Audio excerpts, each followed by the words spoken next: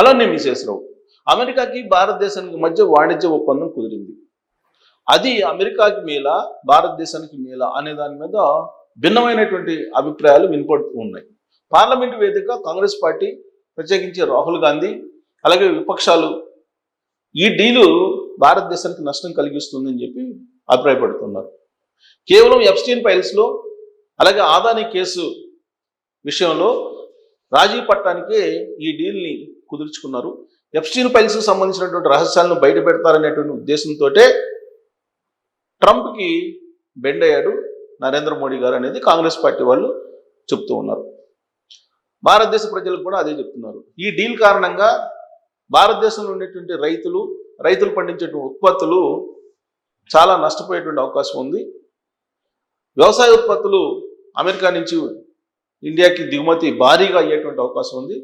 ఫలితంగా భారతదేశ ప్రజలు, భారతదేశానికి సంబంధించిన రైతాంగం దెబ్బతినేటువంటి ప్రమాదం ఉందని చెప్పి హెచ్చరిస్తూ ఉంది కాంగ్రెస్ పార్టీ. అలాంటి పరిస్థితి ఉందా అని అంటే కేంద్ర ప్రభుత్వం చెప్తుంది ఏంటంటే అమెరికాకు సంబంధించిన వ్యవసాయ ఉత్పత్తులు దిగుమతి చేసుకుంటున్నాం, కానీ దానికి సంబంధించి కొన్ని పరిమితులని పెట్టడం జరిగిందని చెప్పి వివరిస్తూ ఉన్నారు. అయితే ఇక్కడ ఏ వ్యవసాయ ఉత్పత్తుల్ని రిస్ట్రిక్ట్ చేశారు, ఎలాంటి వ్యవసాయ ఉత్పత్తులు అమెరికా నుంచి వస్తున్నాయి అనేది స్పష్టత రావాల్సి ఉంది. వాస్తవంగా ప్రపంచవ్యాప్తంగా ఆర్గానిక్ ప్రొడక్ట్స్కి బాగా డిమాండ్ ఉంది. రసాయన ఎరువులు వేసి పెంచి పోషించినటువంటి పంటల నుంచి వచ్చే దిగుబడి ఏదైతే ఉందో దానికి గిరాకీ ఉండదు. అమెరికా ఎక్కువగా రసాయనాలు ఉపయోగించకుండా పండిస్తూ ఉంటుంది. ప్రత్యేకించి ఉద్యానవన పంటలు, కూరగాయలు కానీ లేదా పళ్ళు కానీ వీటన్నిటినీ నాణ్యమైనటువంటివి పండుతూ ఉంటాయి అమెరికాలో.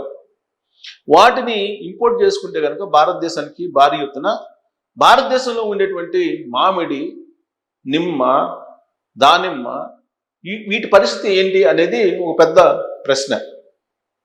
దీంతోపాటు 45 లక్షల కోట్ల విలువైనటువంటి ఉత్పత్తుల్ని భారతదేశంలో అమ్ముకోవడానికి క్లీన్ చిట్ ఇచ్చేసింది, లైన్ క్లియర్ చేసేసింది భారత ప్రభుత్వం.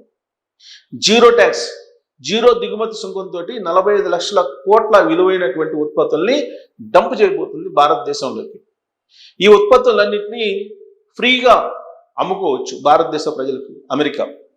మరి దానికి ప్రతిగా ఏంటి లాభం భారతదేశానికి అని అంటే,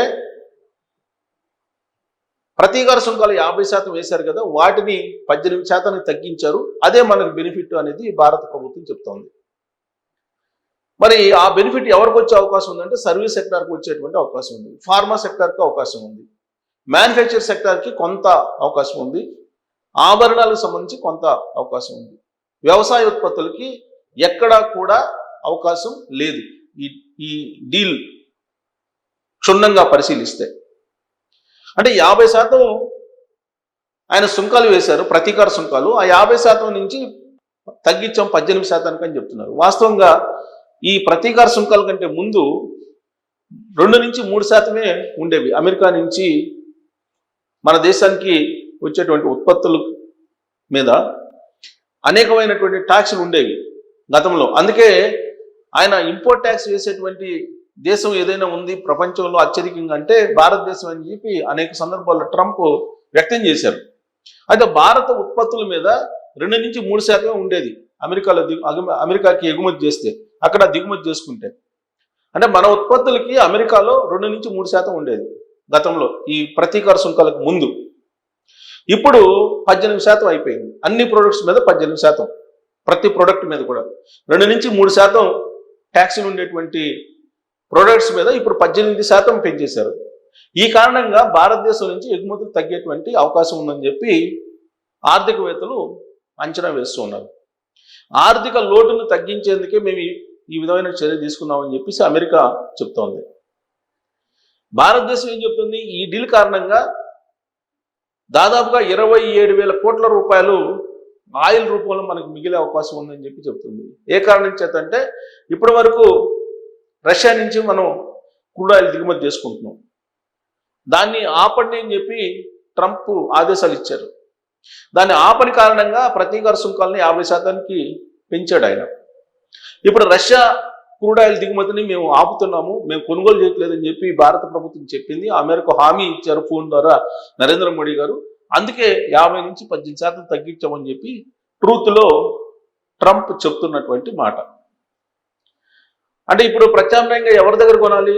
వెనిజువేలా దగ్గర నుంచి మేము కొంటాము, రష్యా నుంచి కాకుండా వెనిజువేలా నుంచి మేము క్రూడ్ ఆయిల్ని దిగుమతి చేసుకుంటాం. ఆ కారణం చేత ఏడాదికి 27,000 కోట్ల రూపాయలు మిగిలేటువంటి అవకాశం ఉంది భారతదేశానికి అనేది భారత ప్రభుత్వం అంచనా వేస్తుంది. మరి అమెరికా ప్రొడక్ట్స్ 45 లక్షల కోట్ల రూపాయల విలువైనటువంటి ప్రొడక్ట్స్ భారతదేశానికి డంప్ చేయబోతున్నారు. మనకేమో 27,000 కోట్ల రూపాయలు లాభం వస్తుంది ఆయిల్ రూపంలో అని చెప్తున్నారు. మరి ఈ మొత్తం లెక్కలు చూస్తే ఈ డీలు ఎవరికి లాభం ఎవరికి నష్టం అనేది కనుక విశ్లేషణ చేసుకుంటే, ఇటీవల కాలంలో యూరోపియన్ యూనియన్ తోటి భారత ప్రభుత్వం ఒక వాణిజ్య ఒప్పందాన్ని చేసుకుంది. దాన్ని మదర్ ఆఫ్ ఆల్ డీల్స్ అన్నారు. అంతకుముందు యూకే తోటి ఫ్రీ ట్రేడ్ ఒప్పందం కుదుర్చుకుంది. ఇవన్నీ కూడా భారతదేశానికి కలిసి వచ్చేటువంటి అంశాలు. రష్యా భారతదేశం మధ్య ద్వైపాక్షిక ఒప్పందాలు ఉన్నాయి, వాణిజ్య ఒప్పందాలు ఉన్నాయి. చైనాకి భారతదేశానికి మధ్య ఒప్పందాలు ఉన్నాయి. మరి వీటన్నిటికంటే కూడా ఇప్పుడు తాజాగా అమెరికాకి భారతదేశానికి మధ్య కుదిరినటువంటి వాణిజ్య ఒప్పందం అనేది పెద్దదా అని అంటే కొంతమంది పెద్దదే అని అంటున్నారు. సర్వీస్ సెక్టర్లో ఉండేటువంటి వాళ్ళు, వ్యవసాయ రంగం గురించి ఆలోచించేటువంటి వాళ్ళు ఈ డీల్ కారణంగా భారతదేశ రైతులు నష్టపోయే అవకాశం ఉంది భారీగా అని చెప్పి అంచనా వేస్తూ ఉన్నారు. ఈ క్రమంలో ఈ డీల్ మీద రాజకీయపరమైనటువంటి ముడిపడినటువంటి అంశాలు అనేకం ఉన్నాయి. అంతేకాదు ఎప్స్టీన్కి సంబంధించినటువంటి సెక్స్ కుంభకోణానికి కూడా ఈ డీల్ని ముడిపెడుతూ ఉంది కాంగ్రెస్ పార్టీ.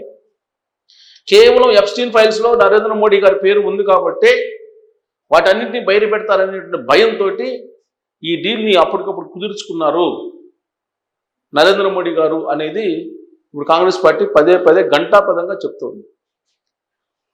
కానీ బీజేపీ అధికార పార్టీ కేంద్ర ప్రభుత్వం మాత్రం ఈ డీలు లాభం భారతదేశానికి అని చెప్పి చెప్తున్నారు. మరి ఎప్స్టీన్ ఫైల్స్ బయటికి రావడం, ఈ డీల్ కుదరడం రెండు ఒకేసారి జరిగాయి. మరి ఇది యాదృచ్ఛికమా లేదంటే కాంగ్రెస్ పార్టీ వాళ్ళు చెప్తున్నట్టు ఇది ఖచ్చితంగా ఎప్స్టీన్ ఫైల్తో రిలేటెడ్ అయినటువంటి ఒప్పందమా అనే దాని మీద విస్తృతంగా చర్చ జరుగుతుంది. అసలు ఎందుకు ఆ డీల్ ఏంటి అసలు అని అంటే, ఇది భారత్లో 0 టారిఫ్ చాలా బాహాటంగా అమెరికా ప్రకటించింది. అమెరికా ఉత్పత్తులై ఏం ఉత్పత్తులు? పండ్లు కూరగాయలు సహా 98% ఉత్పత్తులపై సుంకాలు ఉండవు. అమెరికా ఏ ఉత్పత్తినైనా సరే, పండ్లు కూరగాయలతో సహా ఏ ఉత్పత్తినైనా సరే ఇక్కడ 0 దిగుమతి సుంకంతో అమ్ముకోవచ్చు. ఇంతకన్నా దారుణమైనటువంటి వాణిజ్య డీల్ ఇంకోటి ఉండదేమో అని చెప్పి ఆర్థికవేత్తలు అంచనా వేస్తున్నారు, వాణిజ్యవేత్తలు అంచనా వేస్తున్నారు. భారత్పై మాత్రం 18% టారిఫ్ అమలు. భారత్ పైన అంటే మన దేశం నుంచి అమెరికాకి మన ప్రొడక్ట్స్ తీసుకెళ్ళి అమ్ముకోవాలంటే 18% వాళ్ళు మన మీద సుంకాలు వేస్తున్నారు. కానీ అమెరికా ప్రొడక్ట్స్ మన దేశానికి వచ్చి అమ్ముకోవడానికి ఎలాంటి ట్యాక్స్ లేవు. మరి ఈ డీల్ ఏంటి? ఇది బ్లాక్మెయిల్ డీలా లేదంటే ఫ్రీ అండ్ ఫెయిర్ డీలా అనేది మీరే తేల్చాలి. వైట్ హౌస్ ప్రతినిధి కరోలిన్ లివిట్, అమెరికా వాణిజ్య శాఖ ప్రతినిధి గ్రీర్ వెల్లడి, అమెరికా నుంచి దిగుమతి చేసుకునే దాదాపు అన్ని ఉత్పత్తులపైన భారత్ సుంకాలను 0కు తగ్గిస్తుందని అమెరికా అధ్యక్ష కార్యాలయం white house press secretary Karoline leave it పేర్కొన్నారు. అదే సమయంలో భారత ఉత్పత్తులపైన అమెరికా 18% సుంకాలు వసూలు చేస్తుందని, భారత్తో వాణిజ్య లోటు భారీగా ఉండడమే దీనికి కారణమని చెప్పారు.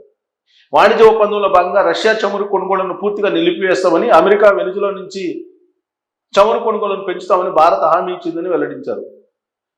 ఆమె వైట్ హౌస్ వద్ద మీడియాతో మాట్లాడారు. ప్రధాని మోదీతో అధ్యక్షుడు ట్రంప్ నేరుగా చర్చించి వాణిజ్య ఒప్పందంపై అంగీకారానికి వచ్చారు. అమెరికాలో రవాణా, ఇంధనం, వ్యవసాయ ఉత్పత్తుల కోసం 45 లక్షల కోట్లు అంటే $500 బిలియన్ పెట్టుబడులు పెడతామని ప్రధాని మోడీ మాటిచ్చారు.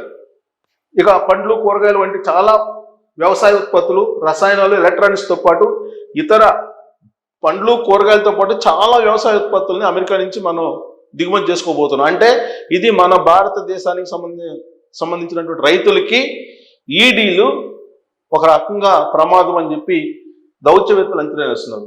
రసాయనాలు, ఎలక్ట్రానిక్స్తో పాటు ఇతర పారిశ్రామిక ఉత్పత్తులపై భారత్ సుంకాలను 0కు తగ్గిస్తుందని అమెరికా పేర్కొంది. వాణిజ్య శాఖ ప్రతినిధి జేమీసన్ గ్రీర్ కూడా పేర్కొన్నారు. కొన్ని రకాల వ్యవసాయ పాడి ఉత్పత్తులపై మాత్రం భారత్ రక్షణ సుంకాలు విధించుకునేందుకు అంగీకారం కుదిరింది. సో కొన్ని రకాల వ్యవసాయ పాడి ఉత్పత్తుల మీద మాత్రమే భారత్ కొంత రక్షణ సుంకాలు విధించేటువంటి వెసులుబాటు దీంట్లో ఉంది, అంతకు మించి ఏం లేదు. ఇది కూడా నామినల్ అని చెప్పి చెబుతున్నారు. భారత్ ప్రస్తుతం అమెరికా నుంచి దిగుమతి చేసుకుంటున్న పారిశ్రామిక ఉత్పత్తులపై సగటున 13.5% సుంకాలు వసూలు చేస్తుంది. ఇకపై ఇవి 0కు తగ్గిపోతాయి. అంతేకాదు ఆల్కహాల్, పండ్లు, కూరగాయలు సహా 98% ఉత్పత్తులపై సుంకాలు 0కు తగ్గిపోయింది. అమెరికాతో వాణిజ్య ఒప్పందంలో భారత వ్యవసాయ ఇతర కీలక సున్నిత రంగాలకు రక్షణలు ఉంటాయని కేంద్ర వాణిజ్య శాఖ మంత్రి పీయూష్ గోయల్ పునరుద్ఘాటించారు. ఇదిలా ఉండగా అమెరికా ఇరాన్ మధ్య యుద్ధ వాతావరణం నేపథ్యంలో ఇరాన్లోని చాబహార్ పోర్టు ప్రాజెక్టుపై భారత్ వెనక్కి తగ్గినట్టు తెలుస్తుంది. సో భారత్ ఇరాన్లో దాదాపు చాబహార్ దగ్గర ఇన్వెస్ట్ చేసి పోర్టు నిర్మిస్తుంది. ఆ నిర్మాణానికి కూడా వెనక్కి తగ్గింది. ఎందుకు? ఈ ప్రాజెక్టు కోసం ప్రతి బడ్జెట్లో 100 కోట్లు కేటాయించే కేంద్రం ఈసారి మాత్రం ఎలాంటి కేటాయింపులు చేయలేదు. మరి అమెరికా చెప్తే చేయలేదా ఏంటి అనేది చర్చ జరుగుతుంది.